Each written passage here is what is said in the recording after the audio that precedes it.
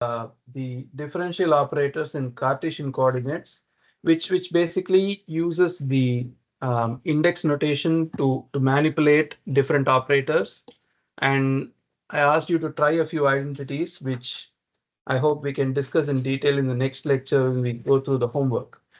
Today, I just want to discuss section 2.6.3. If you look at the book, the discussion starts with what are called as covariant and contravariant basis vectors. That is, it starts with a very generalized way to discuss what type of basis vectors exist and how they can be used to construct a curvilinear coordinate system. Now, we are not going to do this. That is, we are not going to discuss these covariant and contravariant basis vectors because that is a much more detailed discussion. Instead of that, we are just going to see two specific coordinate systems and look at the manipulation rules for those alone. Polar cylindrical coordinates, which you can find in page 61, and spherical coordinates, which you can find in page 62. So we are going to see only these two. So we saw Cartesian. That was the discussion from last lecture. And today we are going to see polar cylindrical or cylindrical polar, as well as spherical coordinate systems, and how to derive expressions for. That is the goal of the exercise, is to derive expressions for gradient, curl, divergence, and Laplacian operators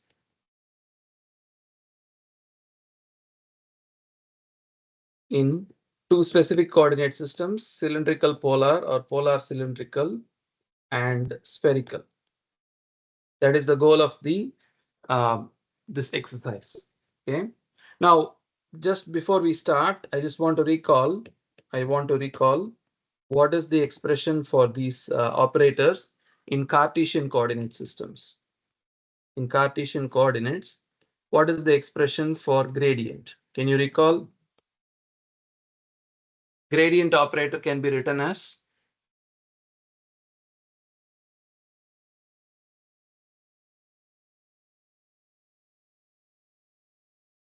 we saw this last lecture.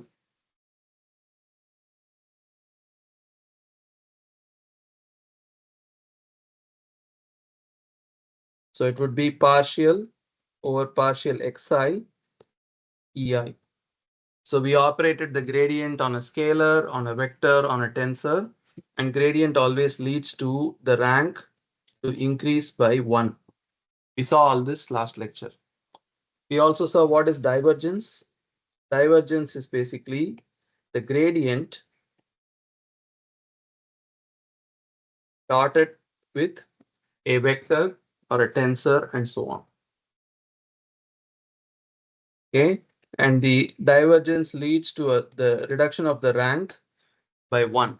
And you can operate it only on a vector leading to a scalar, second order tensor leading to a vector, and so on. We also saw what is the curl, which is epsilon ijk partial over partial xi. Wait, I'm not sure I get this right. Yeah, epsilon ijk partial over partial. Oops, sorry.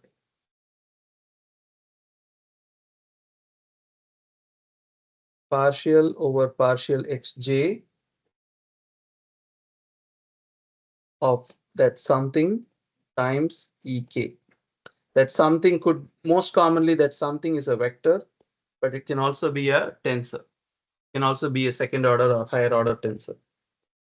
And lastly, we saw the Laplacian, which is defined as second derivative with respect to xi squared, which is actually, second derivative with respect to xi, which is the shorthand for partial with respect to x1 squared plus second derivative with respect to x2 squared, second derivative with respect to x3 squared.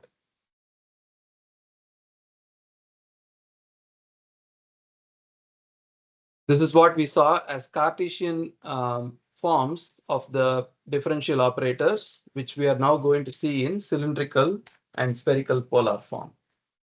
Any questions before we begin? Like something not clear, or I mean, just making sure that you understood what we are trying to do. That's the main thing right now. Are we okay? Mark, Sai, Yugender? Good? Okay. All right. Thank you.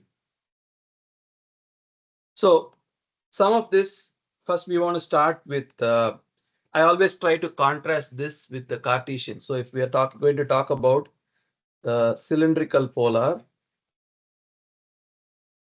we want to always contrast that with the Cartesian. So Cartesian is usually used in planar geometries where, let's say, you have E1, E2, E3, and polar cylindrical is commonly used where there is some symmetry about the axis, or there is an axis and about which we have a point. We call that point R, theta, and Z. So this direction here, the radial direction, we'll call it ER. The tangential direction, we'll call this E theta, and this axial direction, we'll call this EZ.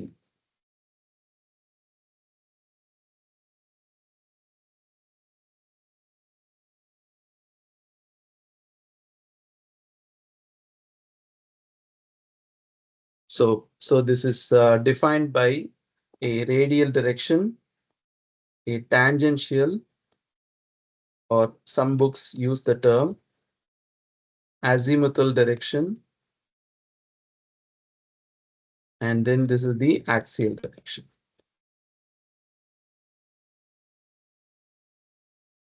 Somebody is trying to get him.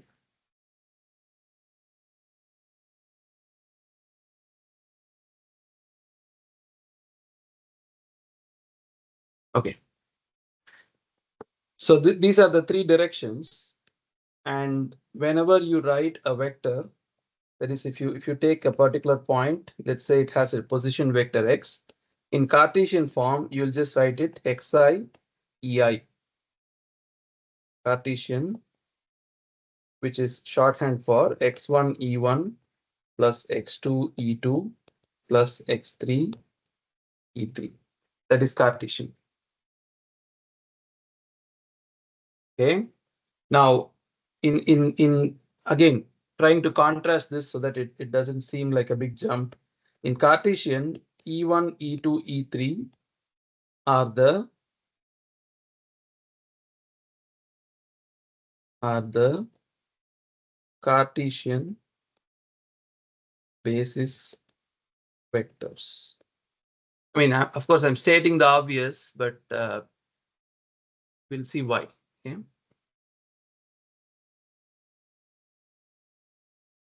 All right. So this point here, that is the same point, has Cartesian coordinates x1, x2, and x3 in the cylindrical coordinate systems. The same point has, let's say, coordinates. We'll call them r, theta, and z.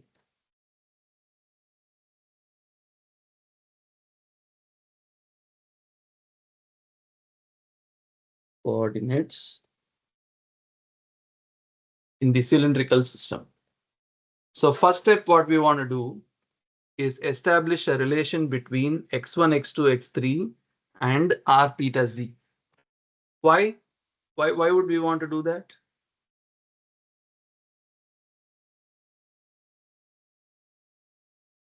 Why would we want to establish that relation?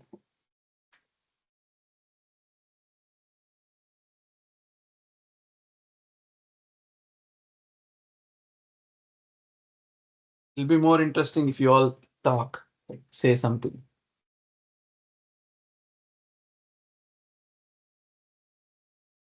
Can you repeat the question? The question is, we have a vector x. We can use a Cartesian system. You can use a Cartesian system, and let's say I'm using a cylindrical polar system.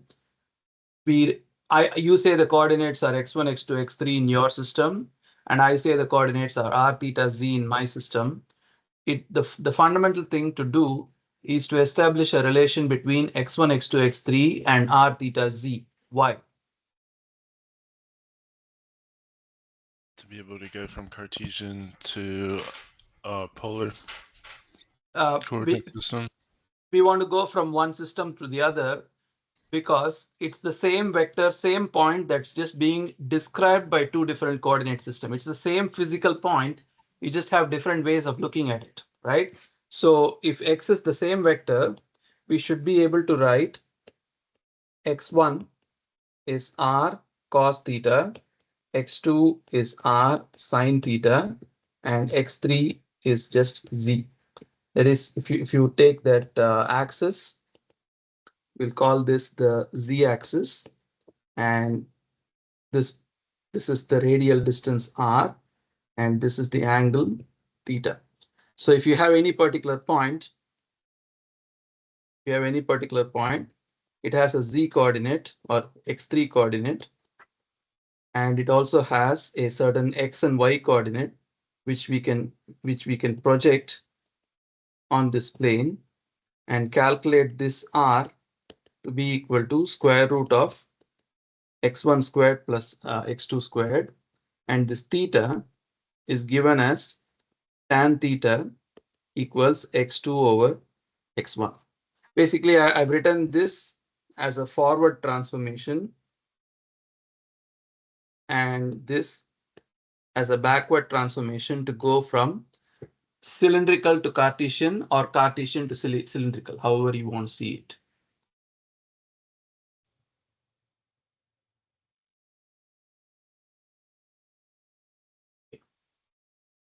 Okay, so this is given again in page 61. So you can follow all this from page 61 as well.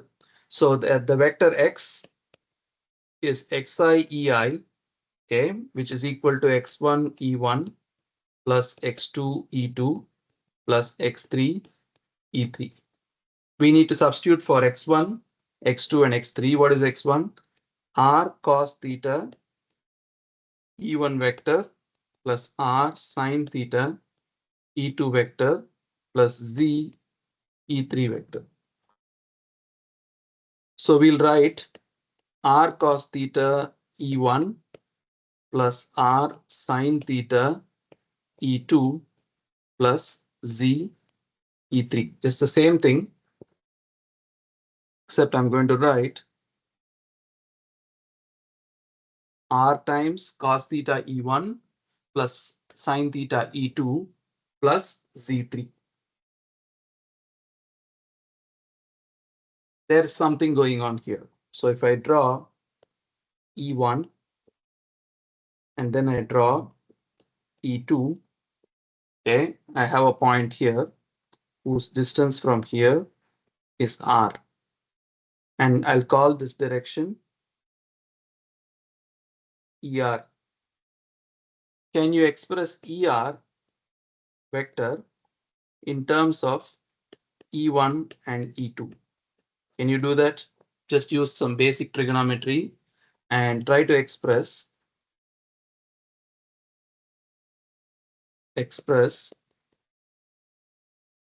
ER in terms of E1 and E2. Can you try and tell me what you get as an expression?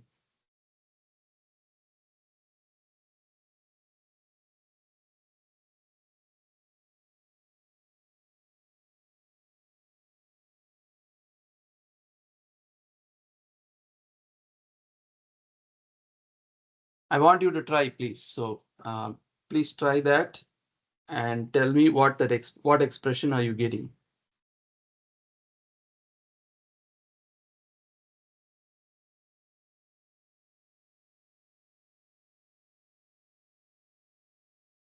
Express ER in terms of E1 and E2. This angle being theta, can you resolve ER using E1 and E2 or express ER using E1 and E2? We did this some time back, so I want you to try again.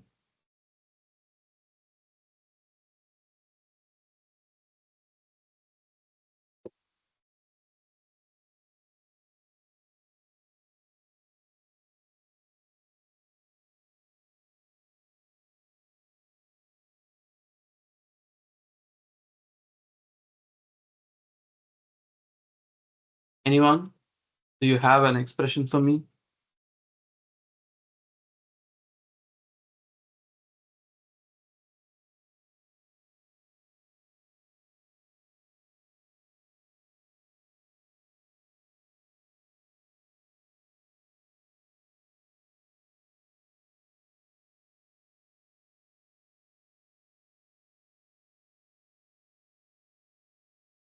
Hello, are Would you it trying? be Yeah. E1 over cosine theta? Yep. But that's not is that it? Or you're going to say something more? So just going back to vector algebra, here is ER, here is E1, and then here is E2. So resolve E1 and E2 along ER. That's the goal here. So ER would be E1 cos theta. How do I know cos theta? You can draw the triangle, or always if you have the angle theta here, this is if you're going to project this vector over here, that is always the adjacent side over the hypotenuse. So then this will be plus E2 cos of pi by 2 minus theta, which is nothing but sine theta. So this is E1 cos theta plus E2 sine theta. So this expression here, which appears in the previous page, is nothing but ER. So I'm going to go back here and write X can also be written as R cos theta E1 plus sine theta, sine theta E2 plus uh, Z times E3. This whole thing is nothing but ER. That's what I just showed. So this is RER plus Z E3.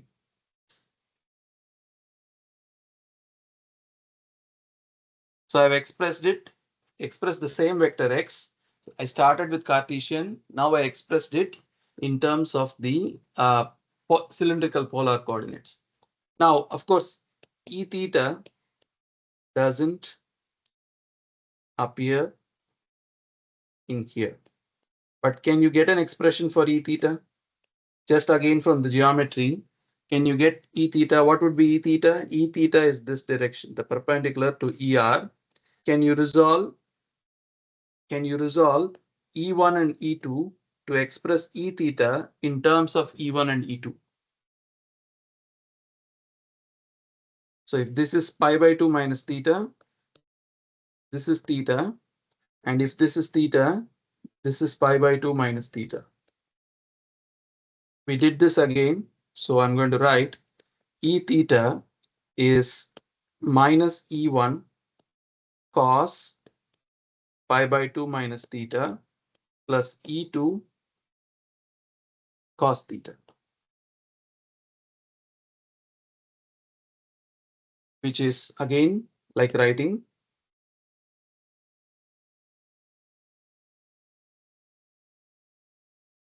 E theta is equal to minus sine theta E1 plus cos theta E2. Would you be okay with that? Did we do the vector algebra correctly?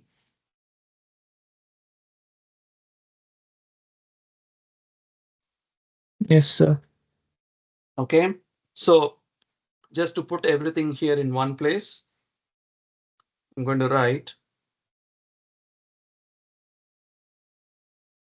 this is E theta, ER is cos theta E1 plus sine theta E2, and then EZ is nothing but E3.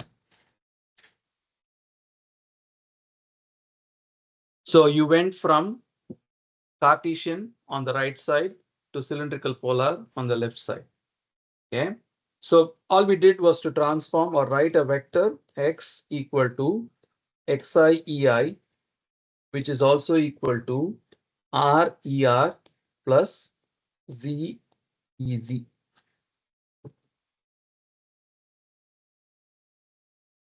Okay, again, everything here in I've said so far is in page 61.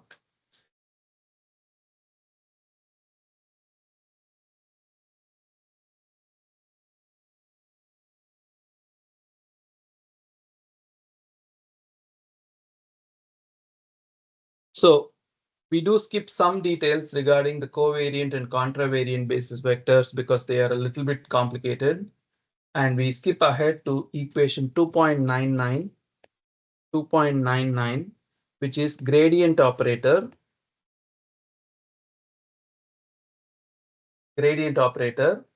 And we write, let's say, gradient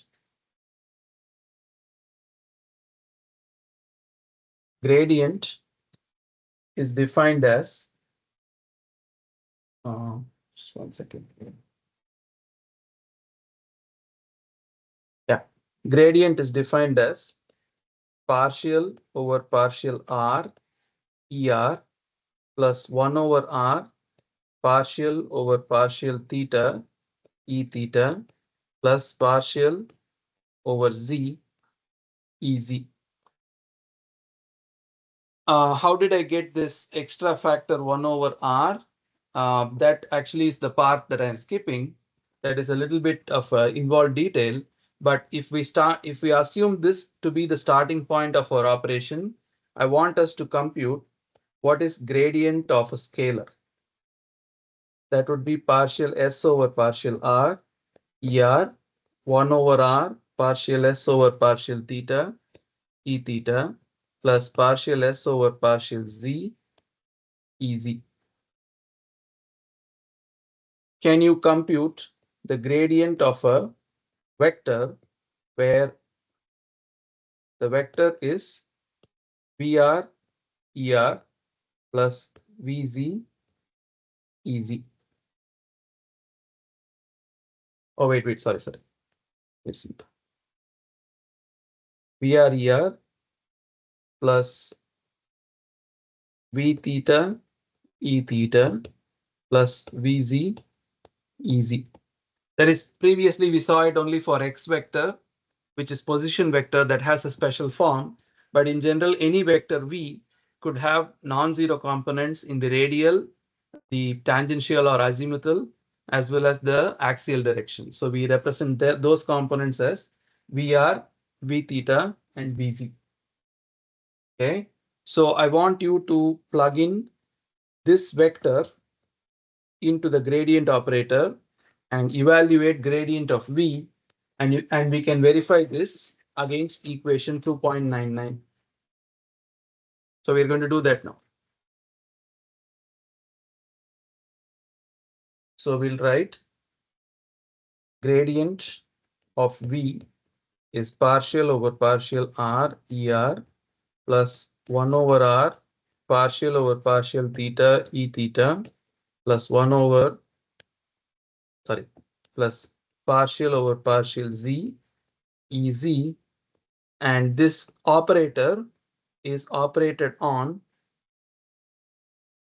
Vr er plus V theta E theta plus Vz easy.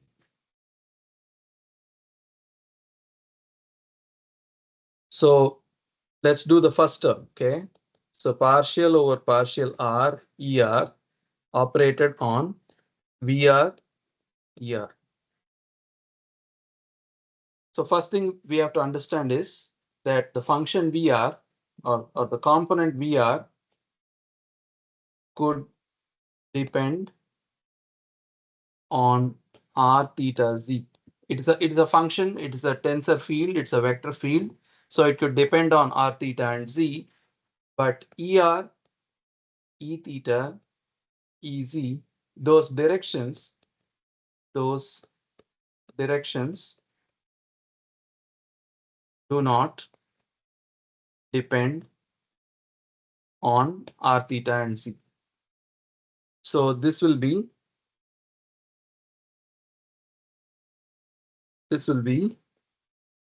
partial VR over R, ER, ER.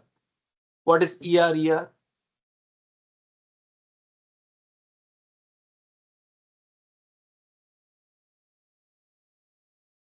What is a basis vector ER combined with another basis vector ER? I've spoken about this many times before.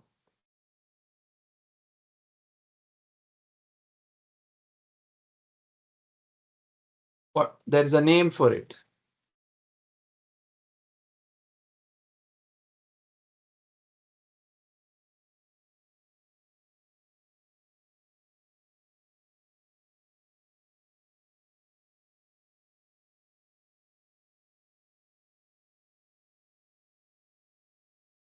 Okay, this is disturbing. So if I take in Cartesian E1 dot E2, what is this quantity?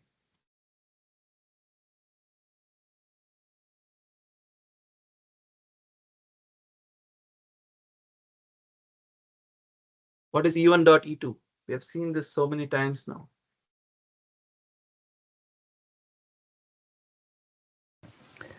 Delta 1, 2. Delta 1, 2, which is 0.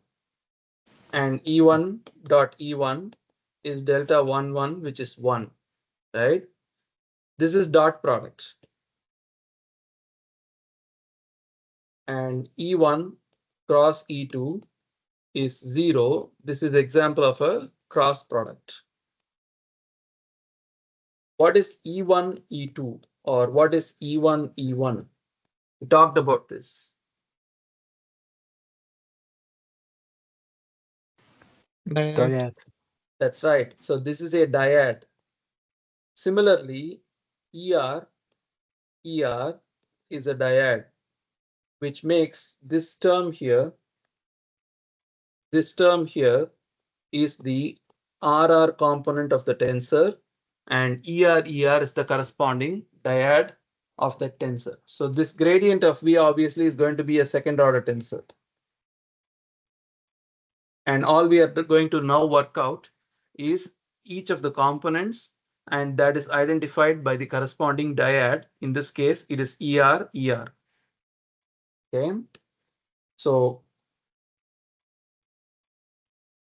I mean, I didn't mention this, but it's obvious that you can check that the same relations like ER dot ER, E theta dot E theta, EZ dot EZ is equal to 1, and ER dot E theta, the other combinations are all zeros, and you can do the same. ER cross E theta will get you EZ, and E theta cross EZ will get you ER, and EZ cross ER will get you E theta.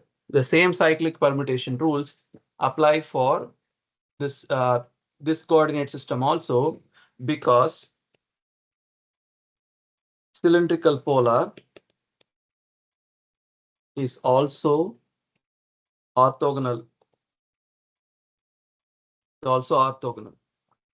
So same logic applies here also. So now we just did partial VR over R. I'm sorry, partial derivative of VR with respect to R, ER. That's the first term. So this is the RR component. What's the second component? You can go back here and let's do the partial derivative of R on the second term. So that will be partial derivative of R. V theta. Yeah, ER E theta. So just 1 second. My PowerPoint is freezing up.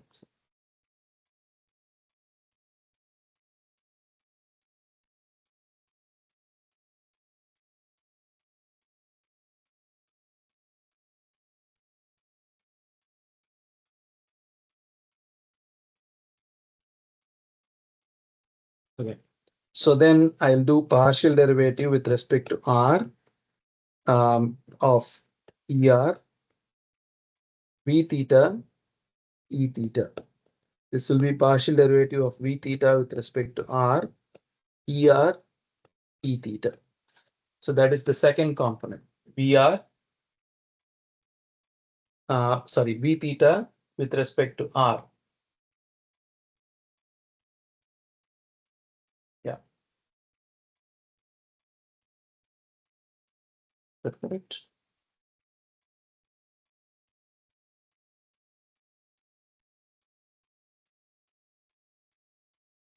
Yeah. Okay. Then if you operate this again on the Z, on the third term here, that is operate the ER vector on the EZ term. This is partial derivative with respect to R, ER, VZ, EZ, which gives you partial derivative of VZ with respect to R, ER, EZ. ER, EZ.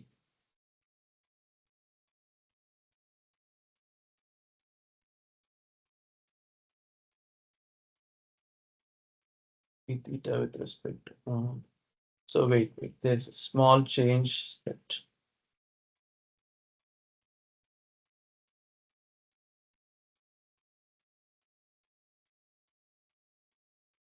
gradient of P.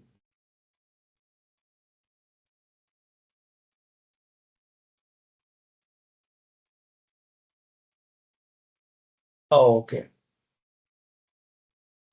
All right. I'm going to back up just one step. Okay, I made one small error which I want to fix right now. So this is going to be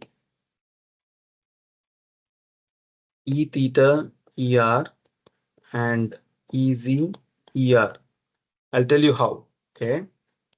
So if you take gradient of V, this is partial derivative with respect to R, ER of V plus partial derivative with respect to theta 1 over R E theta plus partial derivative with respect to of V with respect to Z EZ.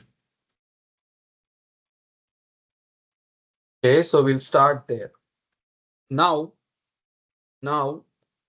substitute V equals VR ER plus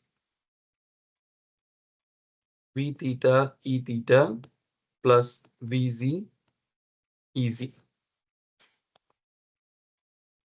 So if I do that, gradient of V, or actually I'll not do gradient of V, I'll do partial derivative of V with respect to R ER. This is partial derivative with respect to R VR ER plus V theta E theta plus VZ EZ. This is partial derivative of VR with respect to R. And you also have to include the ER here. So this is ER plus V theta with respect to R, E theta ER. Remember this order has to be preserved. First theta comes and then R comes. And then VZ with respect to R, EZ ER.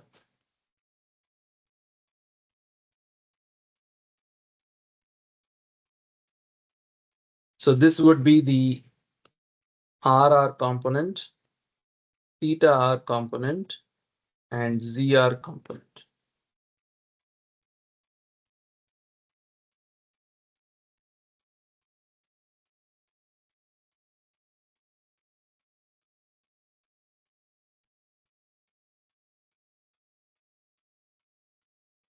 So similarly, we'll now evaluate the other components.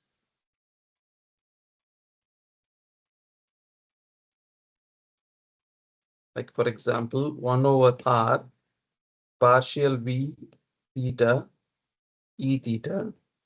So this is 1 over R partial over theta.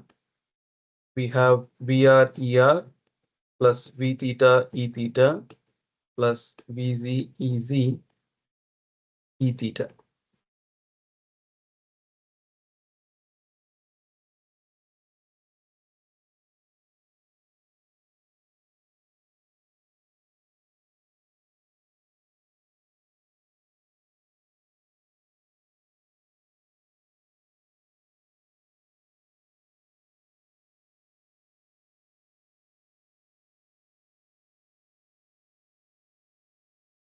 So V theta by now.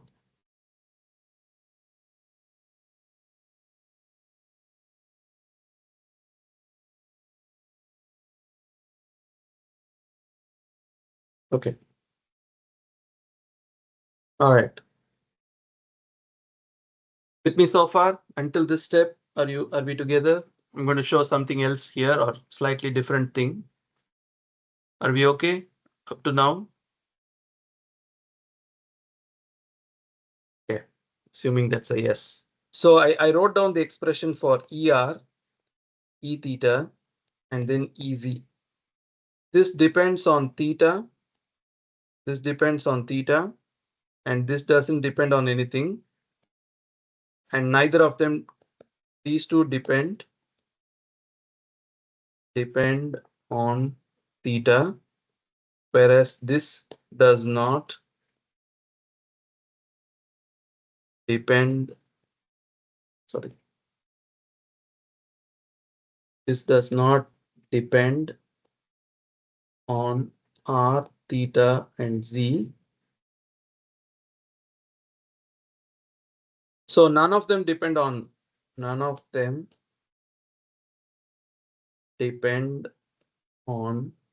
R or Z, but ER, E theta depend on theta.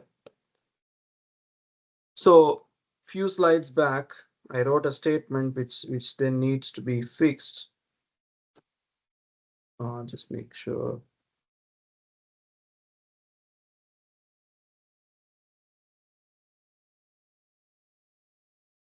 Yeah. VR could depend on R, theta, and Z, but these directions, they do have some dependence on theta, but they don't depend on R theta, R and Z. So if I come back here, the main message here is, what is ER? What is ER? ER is cos theta E1 plus sine theta E2. What is partial derivative of ER with respect to theta? Minus sine theta E1 plus cos theta E2, which just happens to be E theta. And you take E theta, this is minus sine theta E1 plus cos theta E2. What is the partial derivative? I'm going to go back and show you that slide, but let me just finish writing this. What is the partial derivative of E theta with respect to theta? That would be minus cos theta E1 minus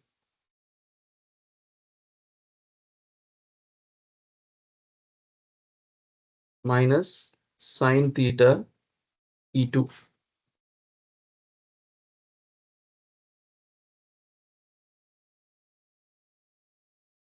Is this is minus ER.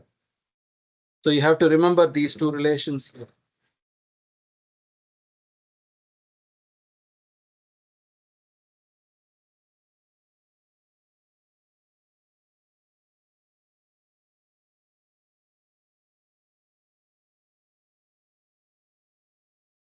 So remember these two relations here, partial derivative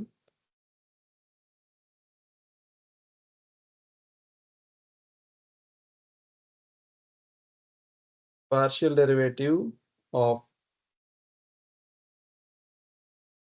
partial derivative of ER with respect to theta is E theta, and partial derivative of E theta with respect to theta is minus ER.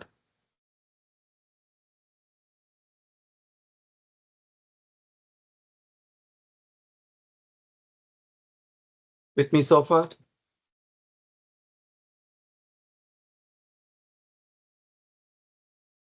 Yes, okay, thank you.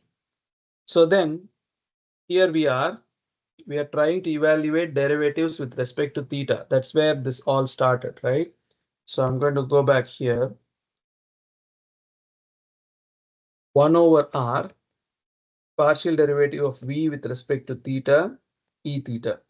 1 over R, partial derivative with respect to theta, VR ER plus V theta E theta plus VZ EZ times E theta. The easiest is the last term. I can write partial derivative of Vz with respect to theta 1 over R, and I will have Ez E theta. Because Ez doesn't depend on theta, it just remains outside the differentiation operation. Okay, look at the first term. 1 over R, partial derivative with respect to theta, VR ER. This is 1 over R, partial VR over theta, ER plus VR over R E theta.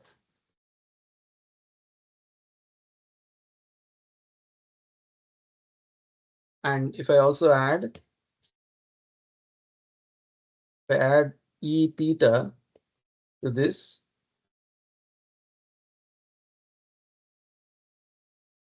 I'm going to get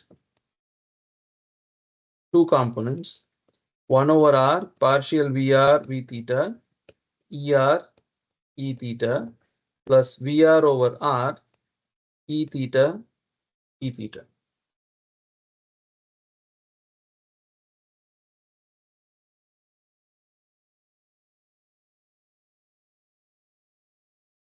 Are you with me? Samyak, Yugender, Mark? Yes. Yes, okay. Yes, sir. Yes, Ritvik, thank you. Yes. Okay, good, good.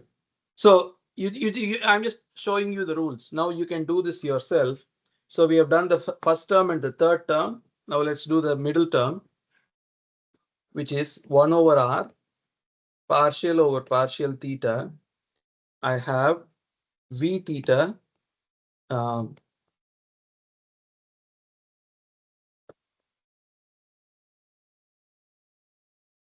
V theta E theta, and this whole thing multiplied with theta. So this is 1 over R partial V theta over R. I'm sorry, with respect to theta times E theta, and then we have plus V theta. What is partial derivative of? I'll write partial derivative of E theta with respect to theta times E theta. So this is 1 over R partial V theta over theta E theta theta, and then I have plus, or actually minus V theta ER E theta.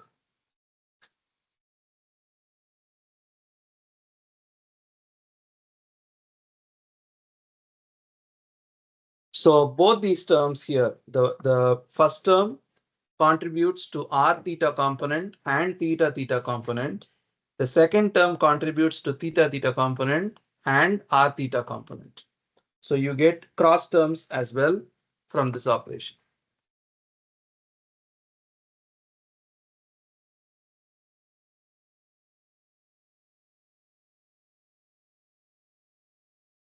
So if I look at the book, I see this term here. So this is correct. V theta comma theta divided by R. And then I have VR over R. This is also correct. And if I look at the R theta term, I have VR over theta. I'm sorry, VR with respect to theta divided by R. So this is correct. And I have minus V theta over R. So the minus sign is also correct. So this is also correct. And I'm literally looking at equation 2.99 to see if we got the right terms for each of the 9 components of the tensor in cylindrical form.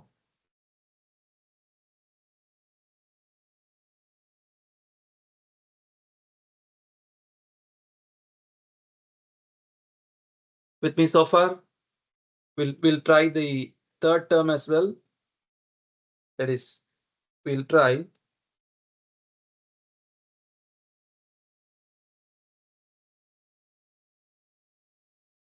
partial over partial z of v ez. This is the easy term, like saying this is partial vr over z er ez plus partial v theta over z e theta ez plus partial vz over z ez ez. Verify against equation 2.99, page 62. And if you look at the homework, especially those taking this course at the 8000 level, you are asked to derive all this as part of the last 2 problems. So you anyway have to do this if you are a doctoral student. So this is gradient of a tensor, grad V leading to a tensor. I'm sorry, gradient of a vector leading to a tensor. If suppose you are asked to calculate the gradient of a tensor, it would lead to a third order tensor, obviously. So what you would do here is step 1, expand gradient in cylindrical, or the next topic, even spherical polar coordinates. What would that be? That's like writing partial t with respect to r, er, plus partial t with respect to theta 1 over r, e theta, plus partial with c, ez. And any tensor t, you can in general write it as TRR, T R theta, T R Z, theta R, theta theta.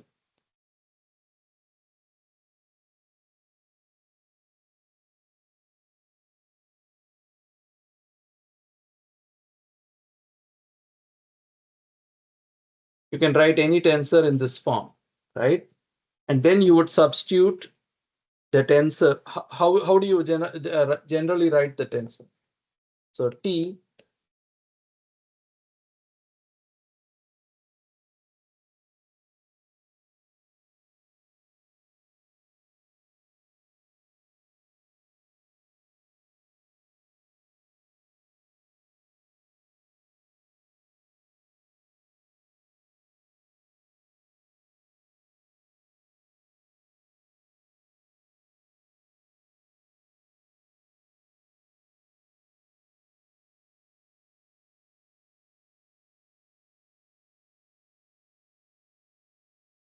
so any tensor T,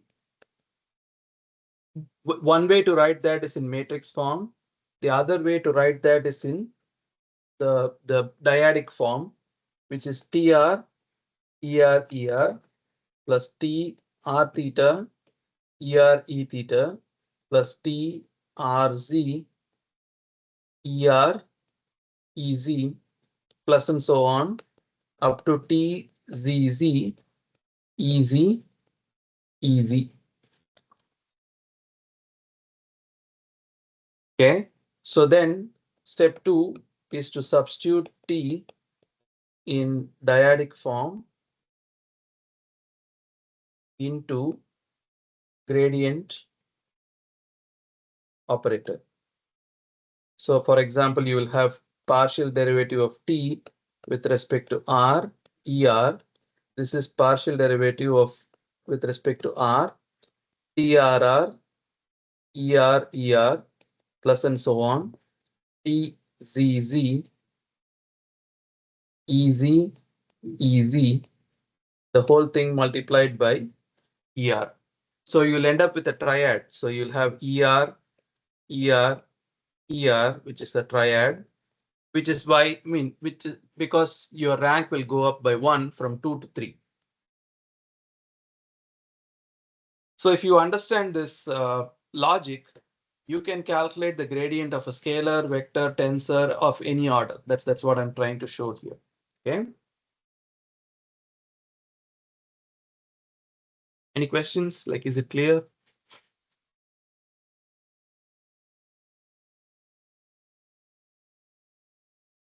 Okay, I hope it's clear. All right. So we saw gradient, and then we'll see divergence. Divergence operator is del dot defined as or partial with respect to R, ER dot, and then you have plus partial with respect to theta 1 over R E theta plus 1 partial with respect to Z EZ.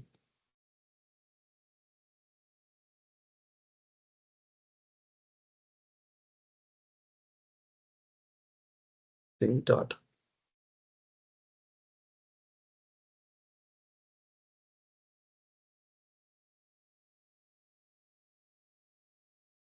Usually how we evaluate that is when we write divergence of a vector, we take the vector partial derivative with respect to R of the vector dot ER plus partial derivative of the vector with respect to theta dot E theta, and then plus actually hold on, I'll write it more clearly here. Partial derivative with respect to R V dot ER plus partial derivative with respect to theta V dot E theta plus partial derivative with respect to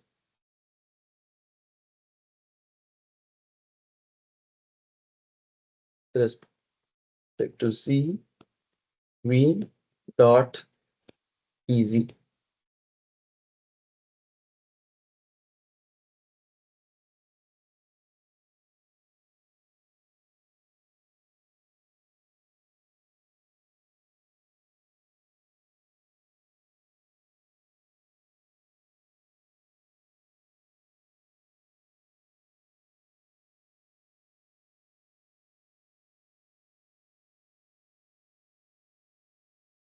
Oh, sorry. I think I wrote it wrong again.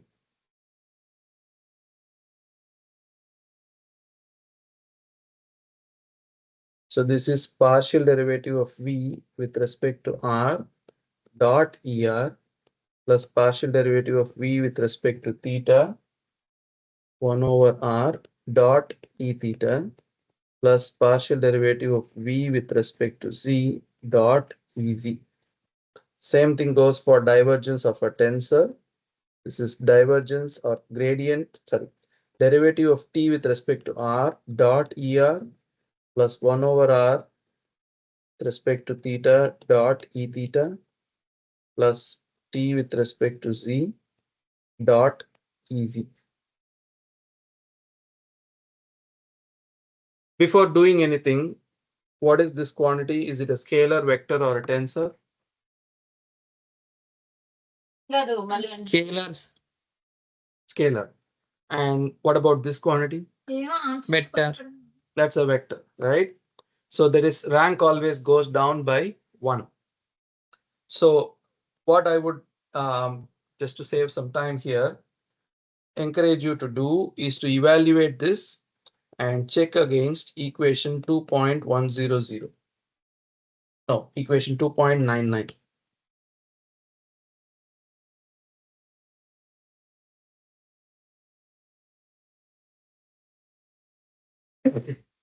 Excuse me.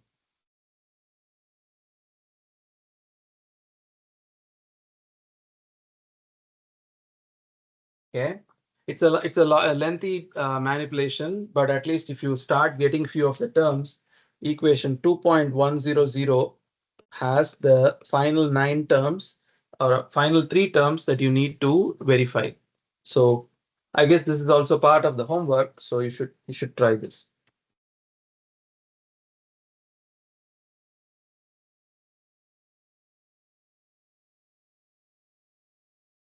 Okay.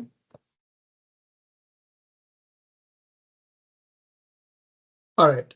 So now, if you go through section 2.6.3, you can also find the same discussion related to spherical polar coordinates, which I encourage you to self-study.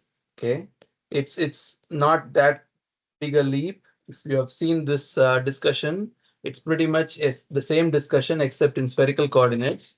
So I would like you to self-study that portion. So in the exam, it won't be like you have to memorize anything. But if I'm going to ask a question that says derive the divergence of a second order tensor in spherical coordinates, I will give you the basic information. That is, assume the tensor is expressed in a dyadic form. And then we'll give you what is the gradient operator in cylindrical or spherical polar coordinate. And then ask you to apply these rules to derive the final expression. I won't ever ask you to memorize something or know something. I will provide you the information. All I'm going to check for is can you apply these rules and derive the final expression. So hopefully this won't scare you. This is something you should attempt. Okay.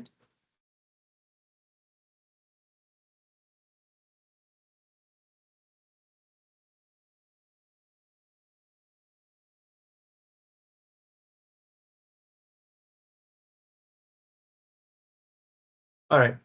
So last topic in this unit is section 2.6.4, divergence theorem.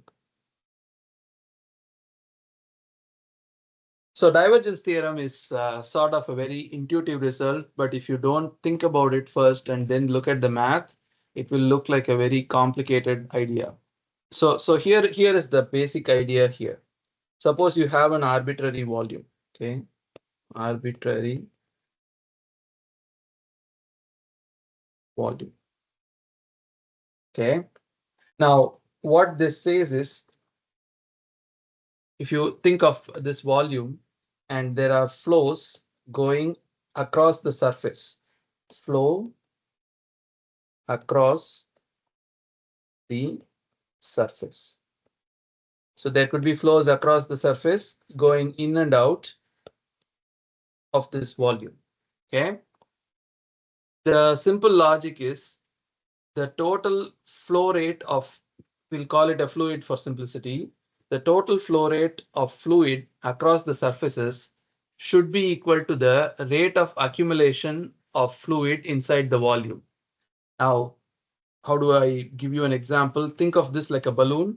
A balloon has only like one entrance. So if you have a balloon and let's say we are pumping in air through one of the through the hole, the rate at which you pump this air in should be equal to the rate at which the volume of this balloon grows in size. This is the idea.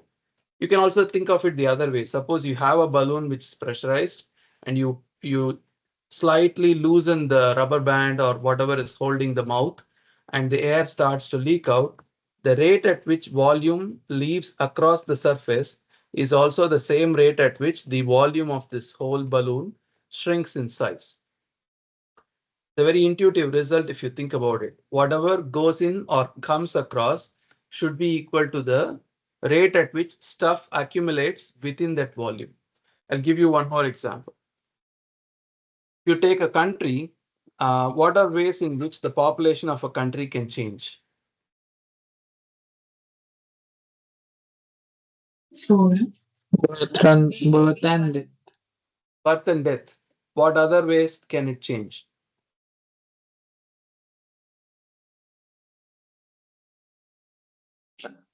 Migration. Migration. You can have people come into the country or people leave the country. You can have people flow in and out, as well as people born and die within the country. So it's almost like saying the rate at which the population of a country grows is equal to birth minus death plus immigration minus emigration. Emigration meaning people leaving the country.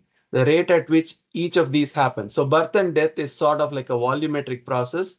People are born in that country and they are born, let's say, if you take a period of a year, you can say how many births per year and how many deaths per year.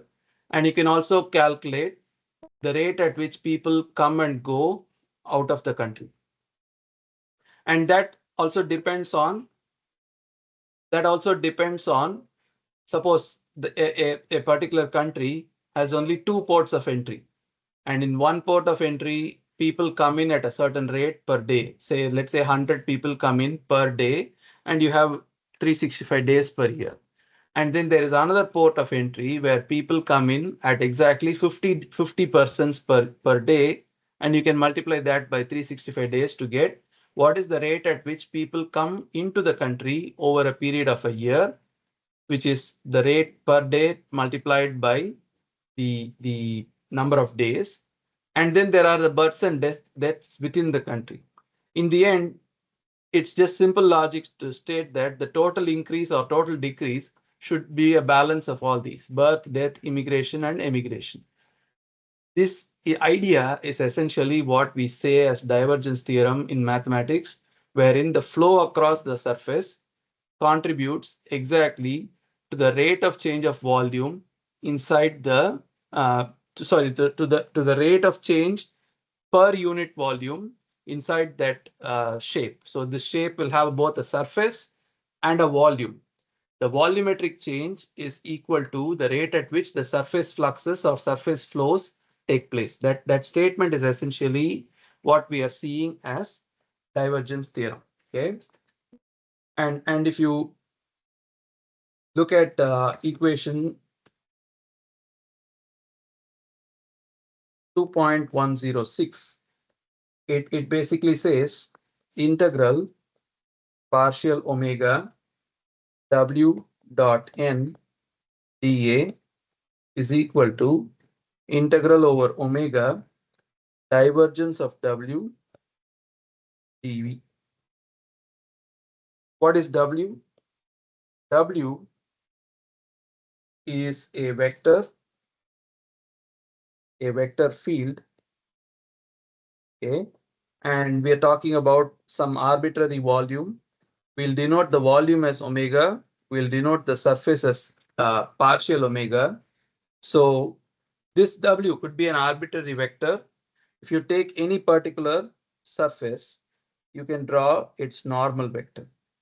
So the rate at which this quantity here, W dot n, is, we'll call it Wn, is the normal component of W, and Wn times dA is the flow of W, or actually not the flow, it's the flux of W, is the flux across the surface. the flux across the surface. And this quantity here, divergence of W times dV. This is essentially like saying divergence of W over dV is the increase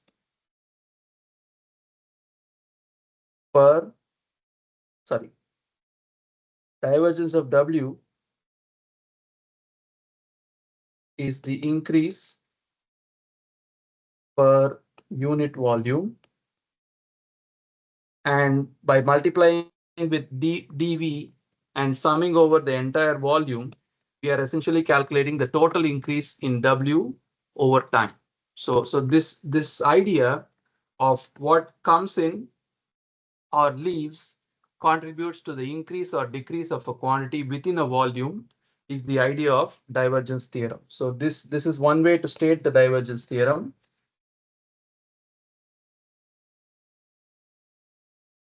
So this is for a vector, and for a tensor, you can write B a tensor dot n dA is equal to divergence of B dV over that volume.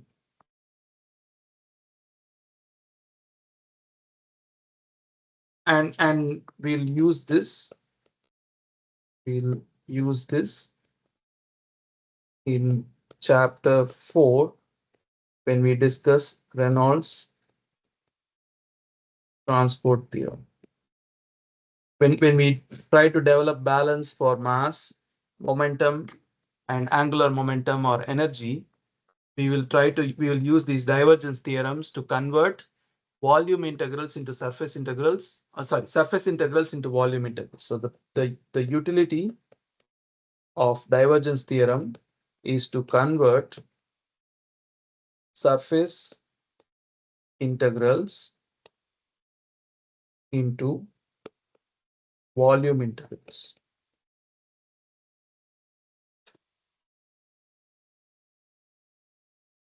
That is, if you are describing something in terms of the flux across the surface, you can write that in terms of the volumetric change, and that gives you certain conveniences as we will see later.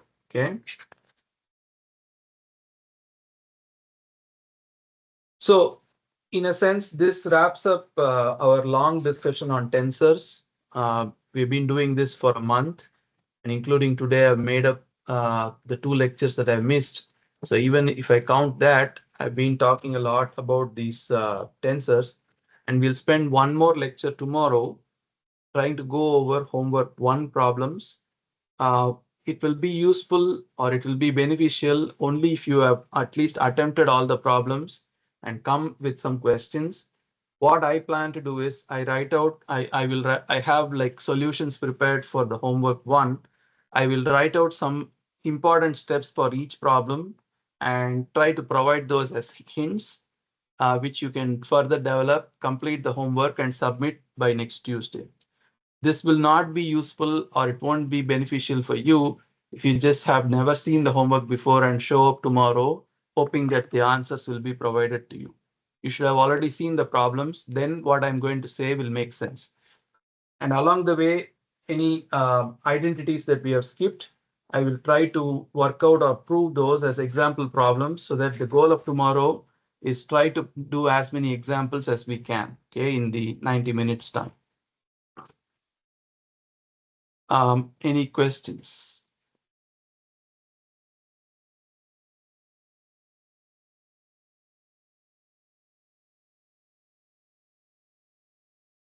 No questions?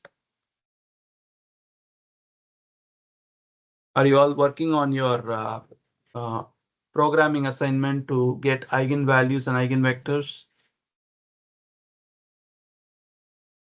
It is worth 5%. It's the same weightage as your homework 1. So I hope you take it seriously.